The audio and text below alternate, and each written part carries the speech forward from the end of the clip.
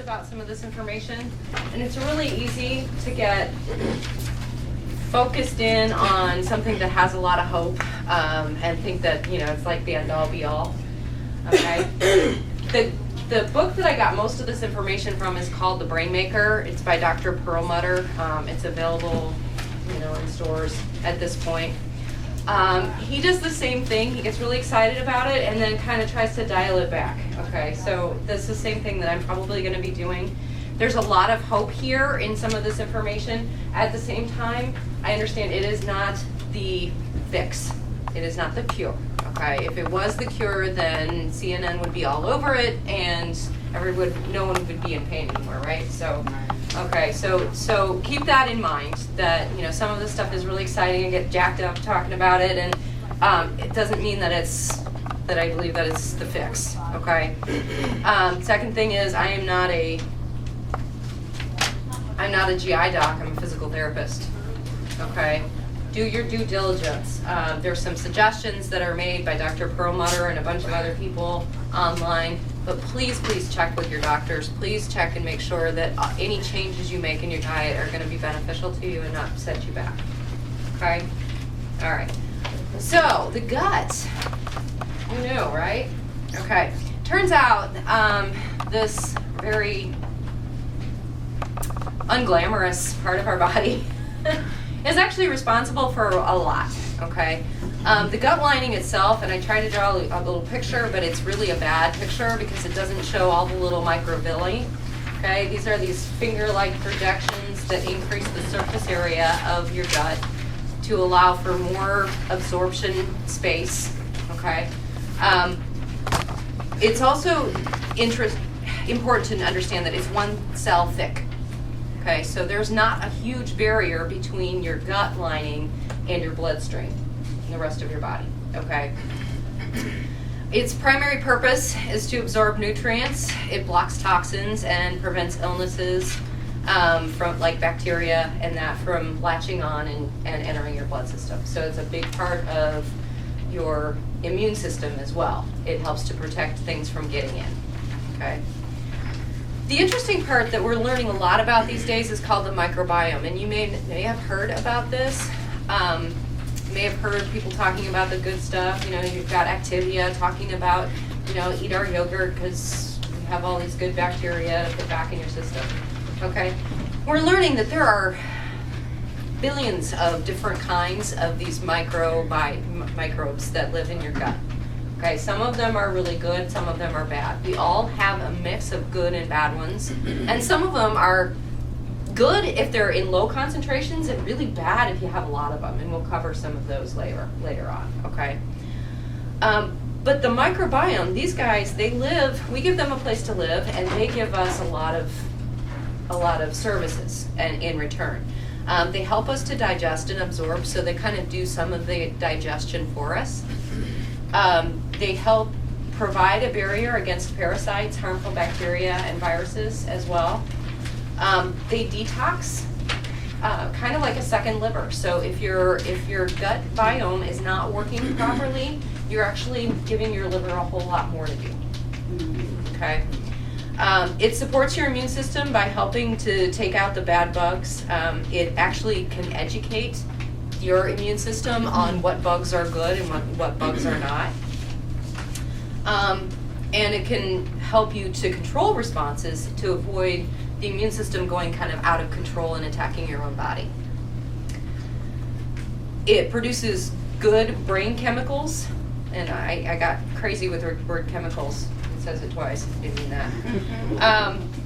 Like neurotransmitters, and these are the ones that help your brain to communicate with other nerves in your body, okay, and we'll get more to that later. It helps you to regulate sleep through your endocrine and neurological support, and it regulates inflammation. And these are just the bugs that are in your body. This is not your body. These are what the bugs do, okay? For lack of a better term, bugs, right? Okay. All right, so what happens when this goes wrong? Your little picture that I drew for you, the bottom part is the unhealthy part, okay? This is what tends to happen when you have problems with your gut. what happens, there's a couple of things that happen. Gliadin, which is a gluten molecule, and of course everybody's going crazy with this whole gluten thing, okay? It has some merit, but just like any other fad, there's some drawbacks to it as well, so just be careful. We're going to explain why there's a huge gluten craze right now, anti-gluten. But in some people, this gliadin, this gluten molecule, gets targeted as a bad guy, and antibodies get made against this particular molecule, okay? Problem is that it also, the same antibody also attacks an enzyme that helps to break down the gluten in your body, and it also, this enzyme also helps to maintain the cell walls. Remember we talked about the cell wall is the gut wall is only one cell thick. So it has to be maintained. And so when this enzyme gets attacked as well as the gluten molecule, and all of a sudden this one cell thick membrane isn't quite working as well as it should. There's holes in it, okay? This is gonna allow things that shouldn't get through to get through. This is why we call it a leaky gut, okay? The industry term, I believe, is increased intestinal permeability. It's a whole lot easier to say leaky gut, in my opinion. Also, cortisol is going to increase your gut permeability. Cortisol is the hormone that gets released when we're in fight or flight, okay? It also gets released at different times throughout the day to help you get through your day, because its main purpose is to get blood sugars from your stores and from your intestines into your bloodstream so that you can use the energy, okay? So you have to have this in order to survive, but if you have a lot of cortisol, that can increase the permeability in your gut, which is gonna allow things to get through. Hopefully sugars, when everything's acting right, okay? All right. Chlorinated water, pesticides, antibiotics, and things like that, they kill the good and the bad bugs in your gut, okay? Now, it doesn't matter if they're good or bad, it just kills them all, right? And we'll go over some of this later. But some foods like sugars and the carbs and the omega-6s that you've heard about probably from your doctors, and oh, we want you to get the omega-3s and the fish oil and all of that, not the omega-6s, blah, blah, blah. Okay. Those things, part of the reason why they're so bad is because they feed the bad guys in your gut.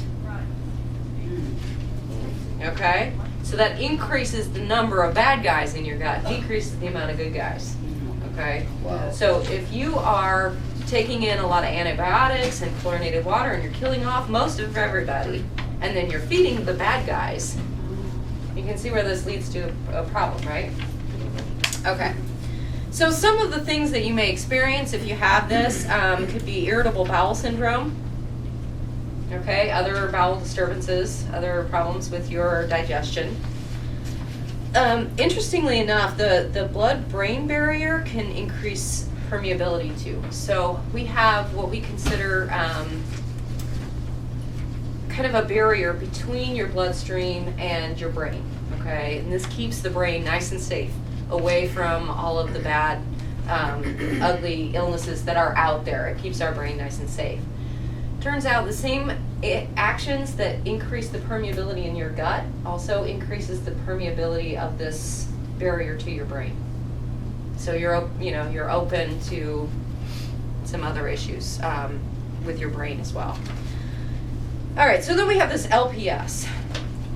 It is a protein. It's found in the outer skin of gram-negative bacteria. I don't know how many of you guys have had infections and been in the hospital. They always do a test and tell you, oh, this is gram-positive or gram-negative, and you're like, whoosh, right? It's right over your head. Don't know what that means. Okay, it's just a certain type of bacteria, okay? But LPS is a protein that's found in this outer skin, and it helps to protect the bacteria. This protein can get into your blood and can cause a lot of problems. Can make your body increase inflammation by kicking in your immune system. Okay, the body's going to recognize this as a bad deal, and it's going to try to fight it. So it's going to kick on your immune system, and then everything kind of gets inflamed. Okay.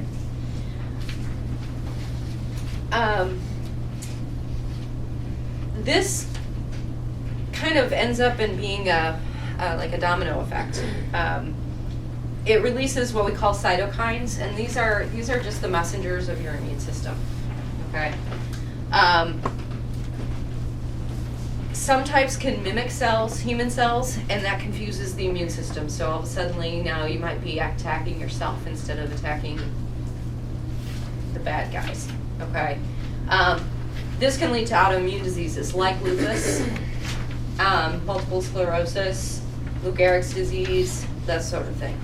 Okay. Depression can increase, anxiety, attention deficit disorder, and hyperactivity disorder can increase. Because there aren't any of the good guys to make neurotransmitters that help us stay mentally healthy, these kinds of things can increase. All right. Making sense to people, sort of, at this point? All right. We still have a little ways to go. You said the last part. What was it that you said about the last part? The good bugs in your body, in your gut, make serotonin and dopamine and other neurotransmitters for use of your brain. If those aren't being produced, then things like anxiety, depression, attention deficit disorder, those things tend to increase. Okay. Okay. Thank you. Are you able to produce them on your own? We can produce them, just like 90% of them or some obscene number is made in your gut. Can you overdo it? Can you overmake serotonin? Only good bugs. Overdo the good bugs? I don't know. Does this anything to do with ulcers? Yes, we'll get to that in a minute. H. pylori Expert on ulcers. that. H. pylori. Well, actually, I think I got that in here. All right, so he asked about ulcers, and I don't, scanning through, I don't see it written here. Oh, I do too. H. pylori. I don't know if you guys have heard about this one or not. Sometimes in the commercials they'll talk about H. pylori or whatever. Anyway, this is a particular gut bug that's in your gut that controls your appetite. So it's good if you have some of it. Problem is, if you have too much of it, it can give you ulcers. Okay? Now that's H. H. pylori. Okay. All right, so another thing that can happen if you have leaky gut is this PPA. It's an amino acid, and it's produced by C. diff. Has anybody heard of C. diff before? Okay, so this is an infection that's growing rampant in a lot of hospitals these days. Okay, it's actually one of the bugs that we have. It's important to have it, but in really big concentrations, it causes a lot of problems. Okay, one of which is this amino acid. Normally we have it in small concentrations. Our body's able to deal with it pretty well. Not a big problem. In great numbers, it enters the blood in higher proportions. It starts to damage the energy producers of our cells, called the mitochondria. Okay, if you don't have those energy producers, what happens to your body? You get tired, for one. For two, most of 40% of your energy that you use during the day is actually just brain power. It's actually your nervous system running things. So if you run low on energy, your brain starts to not have the energy to do what it needs to do. Okay. All right. The PPA can also trip on the immune system and increase your inflammation. Problems that we've seen linked to this include autism, schizophrenia, bipolar disorder, Parkinson's, and Alzheimer's. Okay. They did a really interesting study with mice, and they injected them with this PPA stuff. And within 30 minutes, they started doing this really stereotypic behavior, kind of like the rocking that you see with kids with autism. They started fixating on particular objects and like dragging them around the cages and stuff.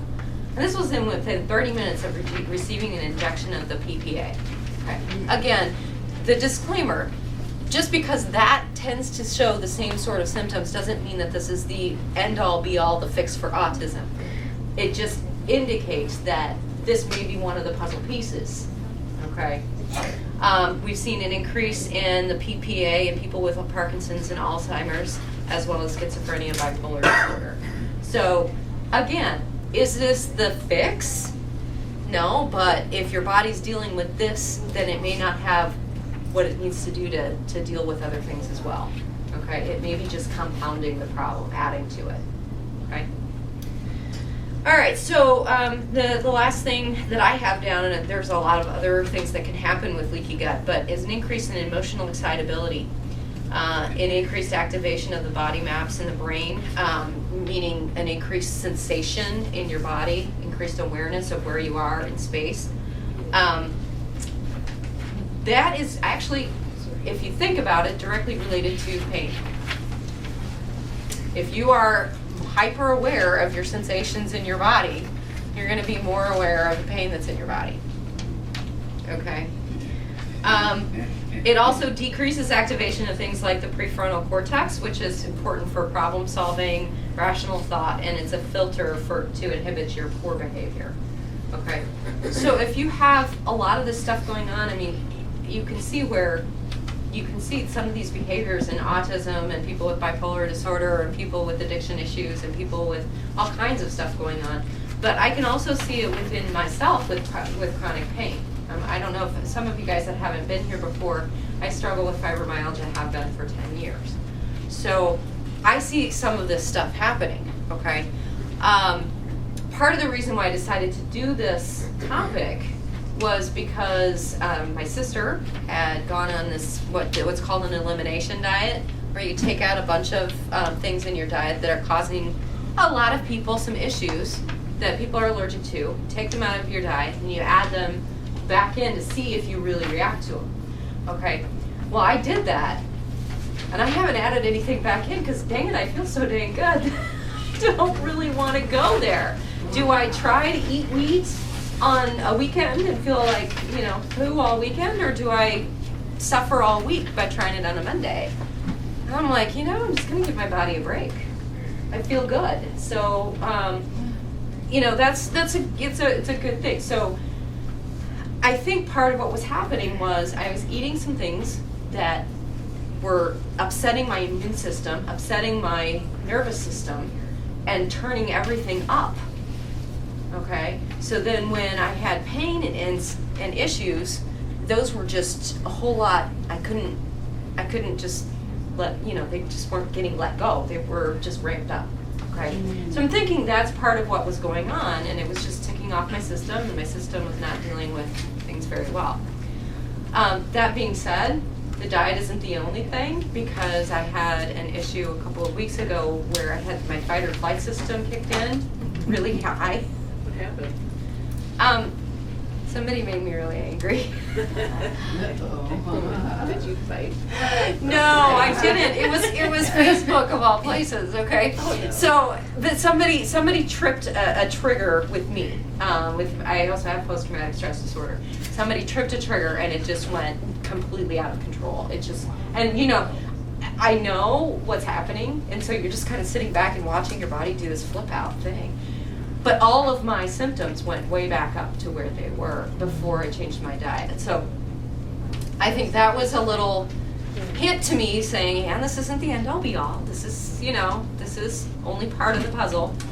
But I think that, the nervous system being on high alert all the time really has a lot to do with how you feel.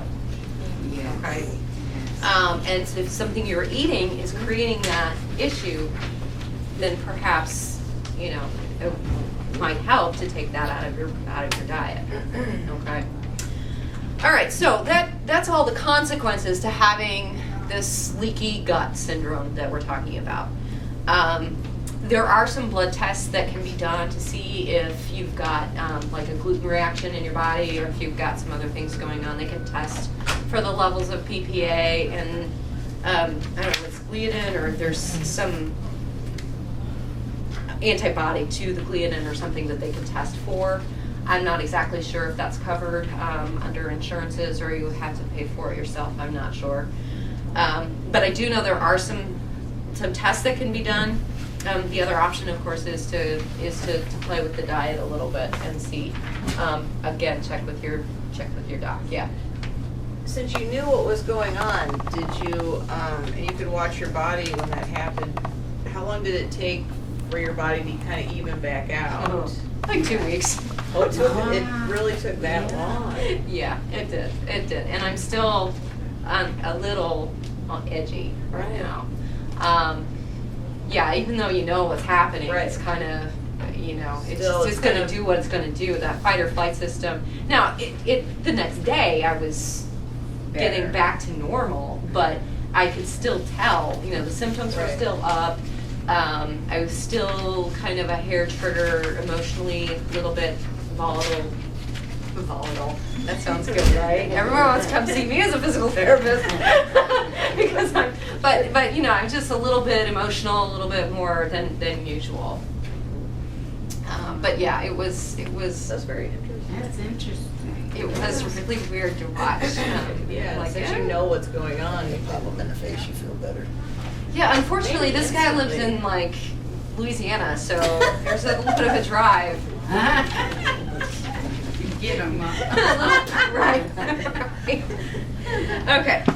So the things that happens when your microbiome is healthy.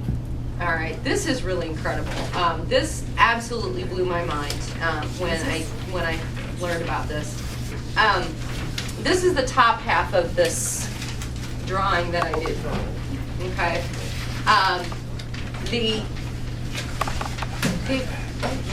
No problem. Just right there. Is next 2 hours. There you go. Just to your left there. All right. So these guys, they make serotonin. Okay. Serotonin has really been linked a lot to depression. A decrease in serotonin has been linked to depression. It's not necessarily the only cause of depression. They're learning that that's not your only problem necessarily, but they have started thinking of depression as more of an inflammatory disease than a chemical imbalance in the brain, which is also a really interesting research area. I know a lot of us with chronic pain end up having depression, and part of that is because it just plain stinks to not be able to do what you need to do during the day. And the other part is that your body doesn't know the difference between physical and emotional stress. So if you're dealing with one, you have less available than to deal with something else. However, if your microbiome isn't making the serotonin to help you deal with the stress, you're back behind the 8 ball even further, right? Okay. It makes BDNF, which is brain-derived neurotropic factor. Okay. I elected not to write that down on the thing. I figure you can Google it if you're really that interested in what did you say BDNF stood for? This stuff decreases anxiety, depression. It helps to grow new neurons and protect your old neurons in your brain, and repairs neural tissue. So if you're running low on this stuff, brain's going to get old faster. All right. Glutamate, which is a main neurotransmitter in your brain that helps your brain to communicate with itself. Okay, helps it crosstalk with all the information. It helps to make GABA. Who here? Well, you don't have to raise hands, but how many people do you know that are on gabapentin? 2. Right? Quite a few, but I really can't see the good effects of gabapentin. Yeah, you're not Really? seeing it. I really don't see it, but I know that doctors usually encourage you to, Try encourage you to take gabapentin. So maybe that's not the neurotransmitter you're low on. Yeah. that's what I'm Okay. saying. Yeah. You know what I'm saying? But the part of the reason why they have gabapentin out there is because it's one that helps to decrease the transmission of these nerve impulses up to the brain. Okay? So that's why they try it. Okay? And it seems like the doctors are just so persistent, they really want you to take it. Yeah. Well, Yes. it's been helpful for an awful lot of people. And if it's not helpful for you, then of course I'm not your doctor, but if it's not helping, then and say, let's try something else. Yes? You know, I took gabapentin and I had a flare up, I deal with back Mhm. for one thing, and I had the pinched nerve, my Mhm. feet got numb, and Oh, gosh. so I doubled it, which they said I was able to do, Uh-huh. and oh no, Yeah, a lot of side effects with it. yes. Yeah. Yeah, and that's the thing with a lot of these neurotransmitters, your body's pretty good about regulating how much it makes in So I that. probably don't need that one, huh? Maybe not. Yeah, What do you I don't call know. it now? Gabapentin. I mean, but what else would you use? I don't, you know what, that's for But the it's just doctor. okay. Okay. It's- But if you think about, you know, a lot of these neurotransmitters that we're talking about help to decrease the signals that go to your brain regarding the pain. Yes. So this is why antidepressants seem to work for some people for pain relief. Okay, and some of you guys that have been here before know this story. I was taking an antidepressant for depression for a very long time. Thought I'm doing better now. This is after I got diagnosed with the fibromyalgia. I'm doing better now. I'm doing great. I'm feeling good. You know, I'm exercising. I got great coping skills. I got all this stuff going on for me. I'm going to come down off of that Paxil, and oh boy, all those symptoms came right back. Okay, so I'm trying to do it without going back up on the Paxil, but I didn't realize how much the Paxil, this serotonin reuptake inhibitor, it works on serotonin, was helping me to deal with the pain. So, again, you know, the gabapentin, it may not be the one that you need. It may be something else. I don't, you know, so I don't, you know, By the that'd way, be something to talk to your doctor about. Again, I'm a Yes, thank physical you. therapist. All right.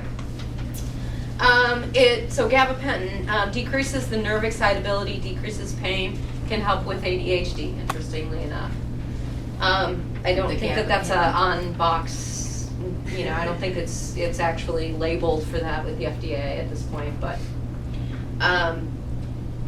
these little microbiome peoples in your guts, they make B12.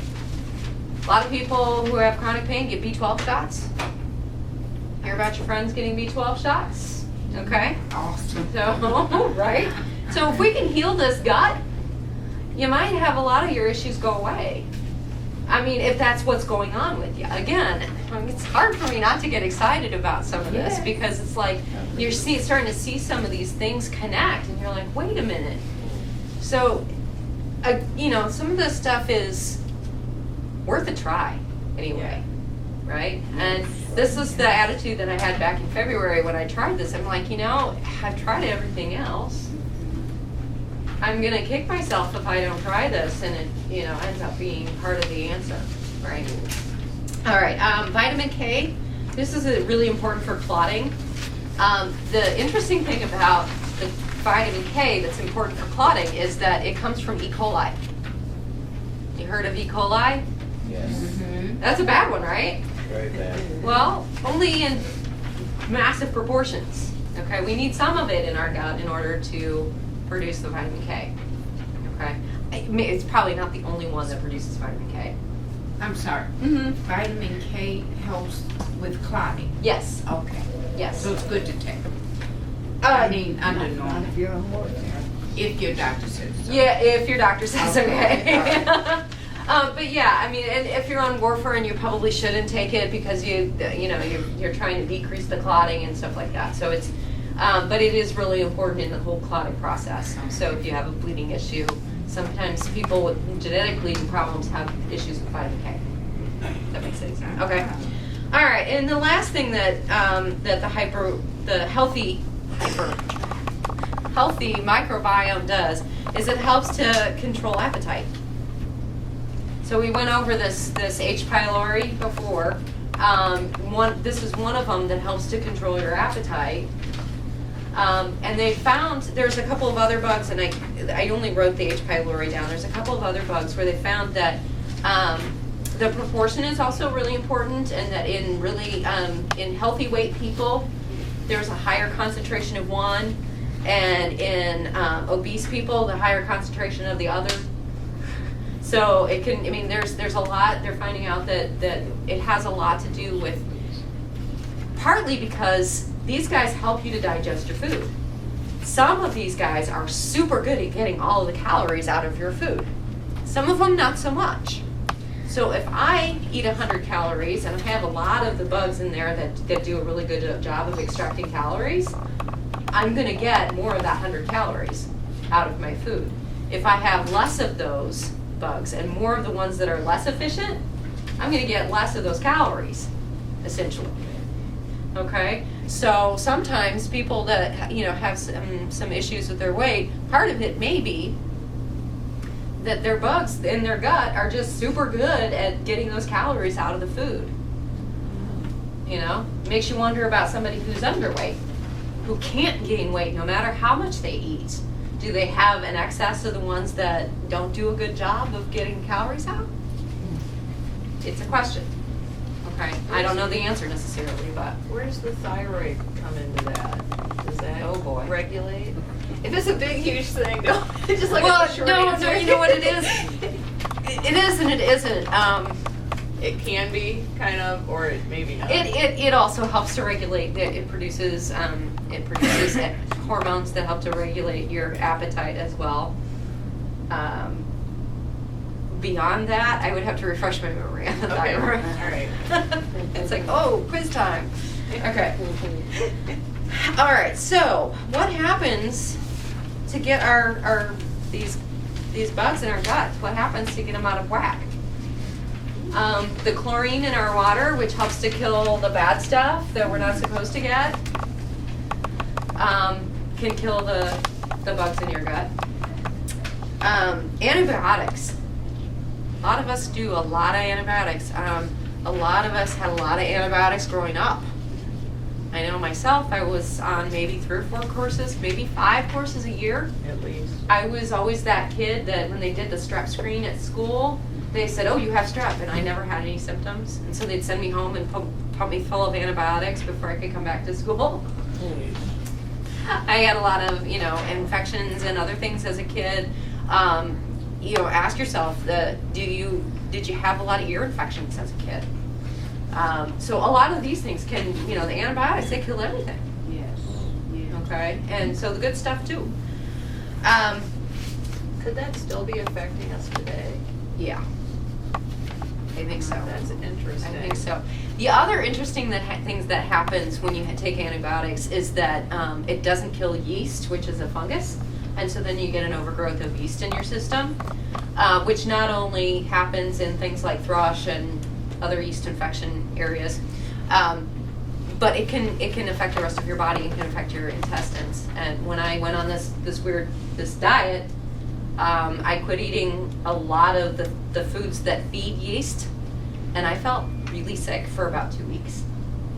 I felt really, really fluey, like very achy and headachy, and almost like I was being poisoned, and just really didn't feel good. Withdrawing from Huh? it. Those were withdrawal symptoms. It might have been withdrawal symptoms. It could have been what they call a candida die-off, which is that yeast that was not being fed anymore, dying off. It was angry.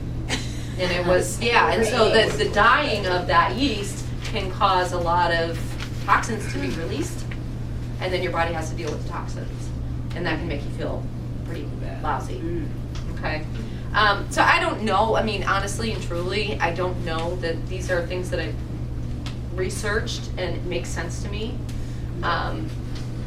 But that made a lot of sense to me. That makes sense to me. I've had issues with that for a long time, and they've linked excess yeast growth in your body to things like depression and anxiety. Is that because that means the microbiome, the good bugs are low, or the yeast is high, or both, or what? I don't know. Okay, there's a lot we do not know right now about this stuff. Okay. Is that why the doctors don't give your kids drugs anymore, really? That's part of it. Part of it is that Like when they when were really you bad take cold, antibiotics, when you take antibiotics, you are killing off pretty much everything. If you take it for a reasonable reason, if you have a bacterial infection and you're taking it for that, there's always going to be a few that survive. Okay. And those few that survive, they go on to reproduce and make bugs that survive.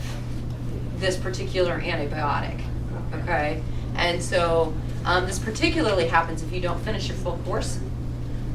So if you start to feel better, like you have a 10-day supply and you start to feel better after day 5, well, all the bugs that have now survived 5 days of this antibiotic, they are surviving to multiply, okay? And they've been exposed. They already know what this antibiotic looks like.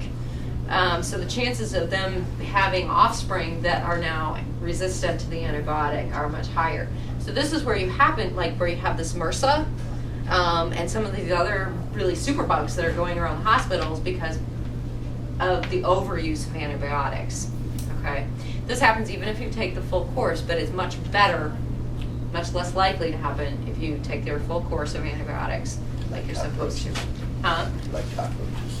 Like cockroaches, you gotta get rid of them all. I like that. Huh? They get immune to bug spray. And they get immune to bug spray, you're right, they do. Pretty smart thing. So that's part of the reason why they don't just hand out antibiotics anymore is because even if you don't have an infection, you may still have some of those bugs in your body, and if they survive this course of antibiotic, this E. coli, we all have E. coli in our system, right? And if you take an antibiotic, the ones that survive that are gonna multiply, okay? So that's part of the reason why docs aren't just handing them out like they're candy anymore. They should kind of explain that to people. They should say when they give out a 10-day thing, they should be like, okay, now this is why I'm telling you this. Right. And I bet people would do a lot. But you probably will. I think the part of the problem is that that's an awful lot to explain in 8 minutes. Yeah. Along with taking your It history is. and It figuring, is. you know. So, you know, the fact that docs aren't spending, they're not able to spend as much time with you anymore because of billing and other issues. I think that's part of an issue with our health system we've got going on. Because docs just they're not able. You'd almost need like a federal handout Mm-hmm. for doctors' offices. Yeah.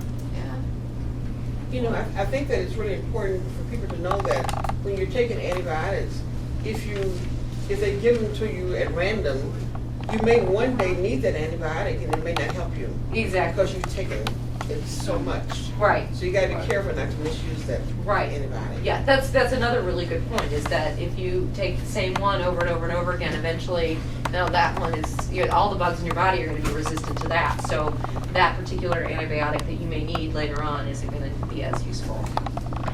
All right, so another thing that kills the good bugs, sugar substitutes. I tried to write these on my cute little picture. Okay. Chlorine kills, pesticide kills. I didn't, the sugar substitutes, they kill the good ones. Pesticides. Okay, so here's where, has everybody heard about this GMO? Genetically modified organisms, these foods that everybody wants labeled, okay? And how, they may be dangerous or they may not be dangerous. There's talk on both sides. A majority of the information that's out there right now is these foods are safe, okay? That does not mean that they are well regulated by the FDA and they will continue to be safe. Who knows? I don't know, okay? The issue in this particular case with genetically modified foods is the pesticides that they are built to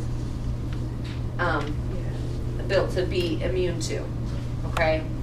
So, for example, Roundup Ready corn, okay? This particular corn is made so that it won't get killed by this pesticide. Pesticides are made to kill things, okay?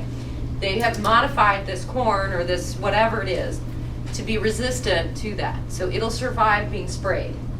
Okay, nothing else will. Okay, and including the bugs that go in your gut. Okay, so in this topic of discussion, I'm not making any suggestions about GMOs good or bad necessarily, but in this topic of discussion, the pesticides that are used on our food, particularly the GMOs that we found, the Roundup, there's a huge thing to get rid of Roundup altogether because even though on the box, on Roundup, the stuff that you use in your house or on your garden, it says it's been found to be safe in plants and animals, or animals, all animals, okay, for pets and everybody. It's dangerous to some of the enzymes that are produced Body. Wow. by the biome in your gut. Wow. So that's where some of those controversies come from, okay? I know, it's headache. we're really, can you see where we're setting ourselves up to fail? You wonder Wow. why so many people in our world are sick, Yes. are feeling like duty. Yes. It's really kind of amazing that we're walking around. Give it a few more years. Give it a few, yeah, right? Right. And the last one that I have on here, just because I was so completely blown away by this, because I'd never ever heard this, the pill. The birth control pill can kill the good bugs in your gut. Not only that, but it decreases thyroid and testosterone, increases insulin resistance, inflammation, and depletes vitamins and minerals. Wow, I was never told that when I went on the pill. I took that for 17 years. I took it for over 25. Yeah. Okay, so, I mean, you know, so, and I don't know if they knew that when I first started No, they taking it. wouldn't. I don't think they knew. So, but, you know, so the key here is we got to be careful about the stuff we put in our body. Okay, it's more than just us in here. And these guys are helping us out by producing a lot of things that we need. Okay. So, wow, what do we do? Everything you eat, you know, What has do got, you do? There's yeah, they nothing got you sugar can. substitutes in it, and I'm probably missing a whole bunch of things that kill. You know, I didn't cover MSG, I didn't cover, you know, some of these other preservatives that are in your food. Those preservatives probably do affect the bugs in your gut, because their whole point is to make sure that nothing grows on the stuff that you are pulling off the shelf in the grocery store. Okay. That's amazing. So, and you know, I don't think that there's anybody to really blame for this. You know, looking at our food industry, they've been trying to give us products that last a long time, that we can take home, that are easy to do, easy to prepare, easy to make, and so they're just giving us what we have asked for. So basically, we've got to take out the things that are hurting us. So doing things like drinking filtered water. You can get the things that attach to your kitchen sink that you just turn and flip. You do have to change the filters every now and then. Now, I'm sorry. Go ahead. I keep interrupting. You're fine. I'm so sorry. Now I heard those don't take the chlorine out. Is that true or no? You know, I don't know.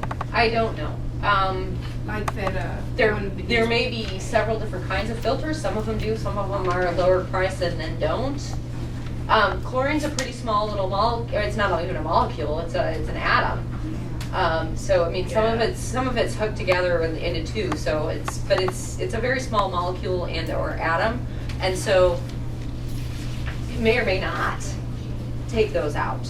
It has to really be filter. I mean, Yeah. the filter has to be really good. Okay. You boil into it. No, boiling won't take it out. Might increase the concentration of it, actually. Oh. Wonderful. No, fabulous. You're just basically messed That's a up lot no of matter good what you news do. here all at once. I know. Everybody's gonna be like, oh, I'm so screwed. Might as well go to McDonald's afterwards. The Diet Coke, right? I know it. So, fermented foods and probiotic supplements, yogurt and kefir, or kefir. I don't know how to pronounce that word, but you can find it, you know, in your dairy section if you're doing dairy. Please watch the added sugars, though. Kefir. That's my favorite kefir. Oh, it's good. It's Yeah. really yummy. But you have to watch the added sugars. Or if it talks about being low calorie, you have to look at the back and see, did they put sucralose in it? Because that kills the microbiome, right? reading your labels. You'll spend hours in the grocery store. And I mean, I don't know how many, they probably videotape me and just watch this girl walk around. She reads it, oh my God, sets it back and walks out and like, oh, get really irritated. Usually when I'm looking at the labels, I just look at the camera. Yeah, right? Shamelessly. Yes. Kombucha tea. Has anybody heard of this? No. I have never heard of this. Apparently, it's a fermented tea. I looked for it at the grocery store. I think you probably have to make some of these things on your own. My guess is probably better for you if you make it yourself. Do we all have the energy to do that? Probably not. But it'd be an interesting thing to look into. But I hear that one's a good one. It also has some beneficial yeasts in it. So I have never tried it, but so I can't tell you what it tastes like, or if it's good, or if it's nasty. I don't know. Kimchi and sauerkraut are examples of some fermented vegetables. Pickles, pickled fruits, veggies, meats, fish, and eggs. Make sure that they're pickled in brine, so that's salt. So anybody who's trying to get low on salt, sorry. But if it's pickled in vinegar, the vinegar will kill it. So it killed all the good stuff. So it seems to be pickled in brine. Okay.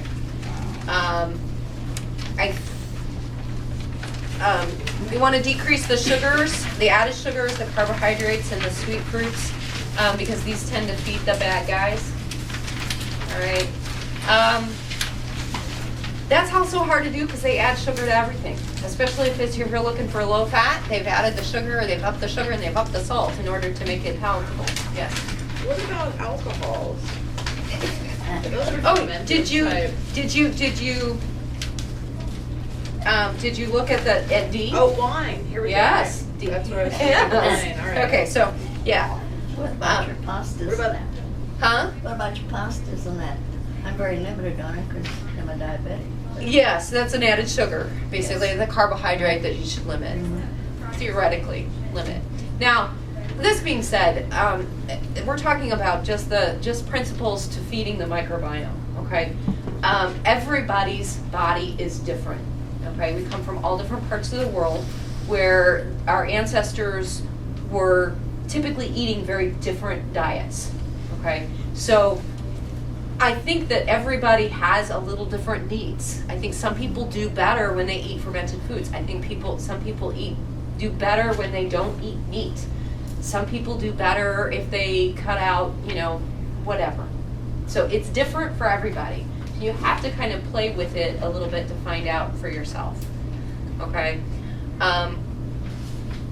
The healthy fats and fibers. Okay, so the healthy fats are things like the coconut oils, the olive oils, your fish oils, the famous omega-3s that your doctor wants you to get more of. Okay, those are the healthy oils. Those feed the good guys. Okay, also the fibers. So fibers foods help with that too. Okay, the prebiotics. This is another word. This was a new word to me. I've heard of the probiotics, but I hadn't heard of the prebiotics before. That's just a fancy word for saying they're feeding the good guys. Okay, so more of these things that feed good guys. Wine, yay.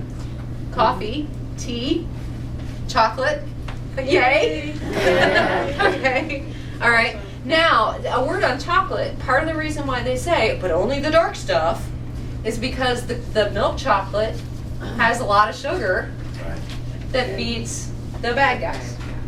Okay, so that's part of why. But the chocolate actually has some fiber in it that feeds and it has some of the what do they call it?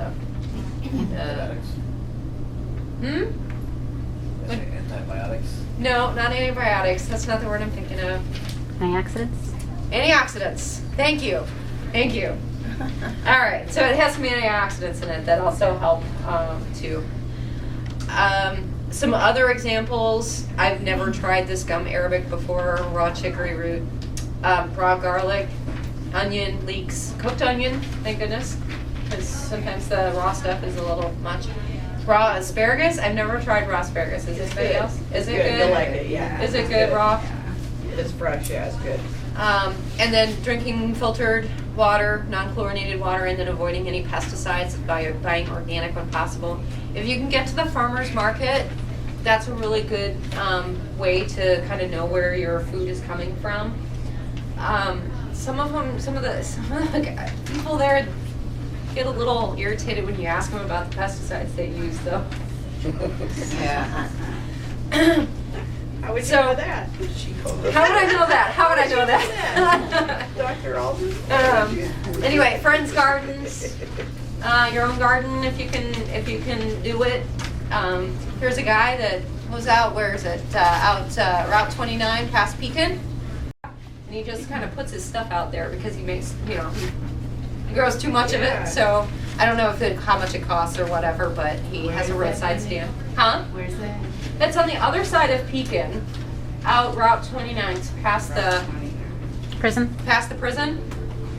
Okay, so you're gonna go past the smelly factory on 2nd Avenue and then past the prison. Okay. All right. Wow, that's a lot of information. Okay, this book I got where I got a lot of information from. I confirmed it with a lot of other sources. But this book is called The Brain Maker, and I got it on audio book. And I'm driving. I'm trying to listen and drive at the same time, and I'm trying to go over it. Bookmark. So I had to get this book. These are the bookmarks. Oh, man. With the aha moments going, oh my gosh, are you kidding me? This is what I'm doing to my body? Okay. Now, so like I said before, this isn't necessarily fix, all right? But if we're already dealing with pinched nerves in our back or, problems with our feet, with the, what's the word? Neuropathy? Neuropathy. Thank you. I'm starting to lose my nouns. That's a 50-cent word. Yeah. When you're dealing with neuropathy, if you're dealing with chronic pain already, maybe it's a good thing to not make your body have to deal with a compromised GI system as well. That makes some sense? Where did the ulcers come in? When You have to make your comments louder if you're going to do this. Okay. what Ulcers. increases or increases? Ulcers, H. pylori increases or has a tendency to increase. Okay, I don't know if it's with everybody that has ulcers or not, but they are linked to higher concentrations of this H. pylori. Also, stress and whatnot can increase the amount of acid that's being released into your system, and the H. pylori maybe doesn't help keep the integrity of that wall as well, Okay. and so that allows that acid to Yeah. get through. Okay. You know, it's funny though, I had a Duodenal. yeah, Uh-huh. ulcer. And it used to be, back when I had so much trouble, they used to blame it on stress and that you gotta take things as they come and so forth and so forth. Uh-huh. Well, then it comes out, of course, down the line, some years, that isn't the cause of it. Yeah, it seems like if they don't have an answer, it must be in your head. Yeah. It must be something you did. Yeah. No, I don't know. But we're finding out that there's a lot of things that pile in, and I think, certainly having coping skills and being able to deal with life stressors as they come, and being able to be assertive instead of being aggressive or ignoring them or things like that. I think that can help with everything, but probably not the only piece to the puzzle. Again, it's we're finding out that our bodies are a lot. They're not. We used to think of them as a machine, and you have this independent part that breaks, and so you fix that independent part, and then everything else is fine. And that's really not how it works.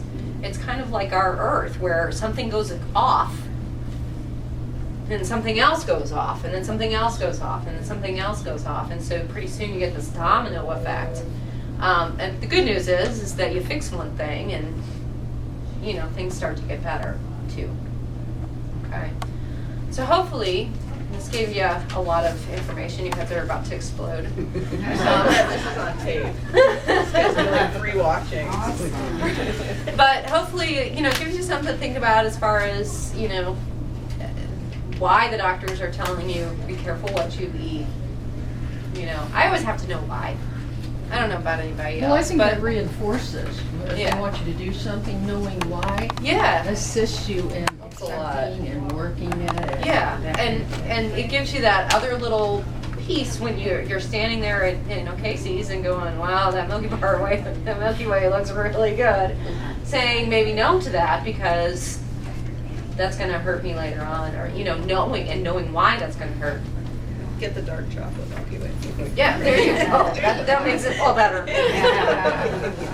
All right. Anybody have any questions? Wow. Does anybody know enough to ask a decent question right now? No, it's a fascinating new field that they're starting to look into. I mean, there's all kinds of new stuff coming out every day with it. Again, you have to be careful about who you get the information from. Dr. Perlmutter has his own website, and so probably has some really good resources. That's PERLMUTTER.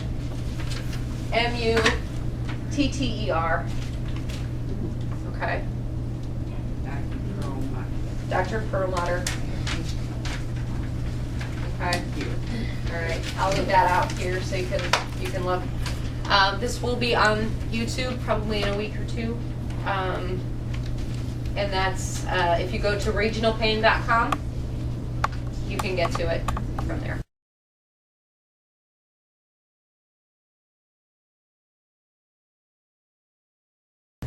I think So- this is a really interesting class because Good. it gives you insight on how maybe you can change your diet. Maybe that'll help us out. I hope so. I know that it's helped me out a lot. I mean, I was looking at 6 and 7 out of 10 most days. I mean, all over Yeah. pain, and I'm down to 2 or 3, which is doable. Incredible. That's doable. Mornings are still a little rough. Mornings I still feel like lurch. I mean, that's good because maybe there is some hope for you. Yeah, That gives yeah, you hope. yeah, it does. How's So- your diet going? You still haven't gotten anything? I haven't added anything really back in, not much anyway. She's organic. I did try. She's. I did try to eat a little piece of cake, like a couple weeks ago, and it was last week, and I was psycho the next day. I was actually, I don't know whether it was wheat or if there was something, because it was something that a patient had made, Sugars. and I might have been the sugar, might have been, I don't know, but I was not in a good place that next day. February or March she Oh, started. really? Was it February? February. She started this? And she took out pretty much everything and then just added. Yeah, I took out all grains. Yeah. So corn, oatmeal, wheat, rye, all grains. I took out all soy products. I took out, Soy was good. And oatmeal. except that they use a lot of pesticides on it. So, What are you having for breakfast? I have Protein. meat. I still eat meat. At this point now, there are a lot of people that will tell you that meat is horrible for you. Again, this has everything to do with what works for your body. Yeah, right. Okay, and I think that everybody's a little bit different. I eat like kind of a hash that I make out of sweet potatoes and onions and like leafy greens, and like a meat I add sage and thyme and to make it more of a sausage. So it's like ground turkey or ground beef or It's a lot ground of sweet pork. potatoes. So a lot of sweet potatoes. Thought I was going to turn orange. I was eating so many sweet potatoes and carrots. And then what else did I take? I took out sugars and Nightshade. fake sugars, Nightshade. nightshades, which is the tomatoes, potatoes, and peppers. I've added those back in a limited amount because I couldn't do without my hot pepper. The cayenne, I have to, that's flavor. If you don't get salt, you don't, Yeah. that's, I was doing okay for a while with like horseradish and stuff, but that's a different heat. What else did I take out? So you kept in, or you put back some of the spices. I put back some of the spices, a little sugar, because I had to have chocolate. I couldn't not do chocolate, so added a little sugar back in. It's okay. No problem. No, we're basically done anyway. Thanks for coming. So a little bit of sugar. I didn't ever take out nuts. Now they'll tell you, like, if you're gonna go paleo or Whole30 or something like that. I used a lot of those recipes because they take out a lot of those things. But I didn't ever take out legumes like the beans and that. And they say that you should. I haven't done that because I needed protein and fiber. Right. It's good. Okay. Good protein. It's very good protein. It's good fiber. So. So I didn't take out nuts or legumes. So I mean, it's just kind of, I picked like 6 different things that a lot of people are allergic to, figuring probably if I'm allergic to 1 or 2 of them, I'll start to feel better. And then the idea, like I said, to add things back in, but then, when do you want to feel like crap? No, never. So I said, well, I'm just going to let my system kind of just relax for a little while. I'm doing okay. I have to make everything on Sunday for the week, which means that I'm up and cooking for about 3 hours. I've gotten better at it. It used to be 4. But so I make everything for the week so that I have just things that I can grab out of the refrigerator. That being Such said, as, like what? Huh? it's like my breakfast. I make all of that hash one day, big pot of it. I'll make a great big soup. Couple of 1 pot meals. I don't do a whole lot of multi-pot meals. Do you have that on your website? The recipes, Some recipes? like your hash? That's not a bad I could, you know what, I could. Yeah, like your I'll try to hash. do that. Okay, yeah, no, it's good. Mind. Yeah, no, I will. I Okay. will. At regionalpain.com, we'll put it up. Regionalpain.com. I found you through your name, through actually Ann Alton. That's how I got a hold of you. I couldn't Okay. get through the other thing for some reason, but I found you through the name, just Ann Alton. Ann Alton, Yeah. okay. And I think Peoria, like Ann Alton, Peoria. Okay. Yeah, so you can find me through there, hopefully. I've been trying to work on making that accessible online. That's good to know. Yeah, that's that. how I got this. Yeah, so I'll do that. I play a lot with recipes, so it's never the same. So it's always about this much and about that much, just so you know. And do you boil your meats, or is it I good to, like, pan fry them is it in good, whatever like, juices maybe they to make. grill, or is the charcoal bad? I don't know. Some people say it's bad. I don't ever grill because there's a story. Yes. There's a huge long story. Me and my husband about the grill. So I don't grill. Okay. I pretty much pan fry or bake. Or bake. If I do pan fry and have to add, I add coconut oil, which is not cheap, but it, or a lot of these recipes do like bacon grease. You save your bacon grease, but then you have to watch Yeah, don't your overdo bacon it. Yeah. because sometimes that has nitrates in it, and nitrates are bad for you. Supposedly, I don't know. Nitrates, I don't even know why they're bad for you, but apparently they're not good. So you have to be careful with the bacon. But you can get nitrate-free bacon, I think, but you have to understand that there is some nitrates in bacon regardless, or But not as but much as, probably it's like low sodium bacon. I don't know. okay. I don't know.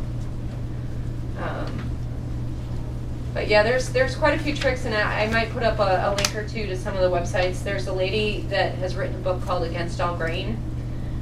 She was very, very sick for a long time with like an autoimmune disorder. She couldn't gain weight to save her life. She started doing basically paleo.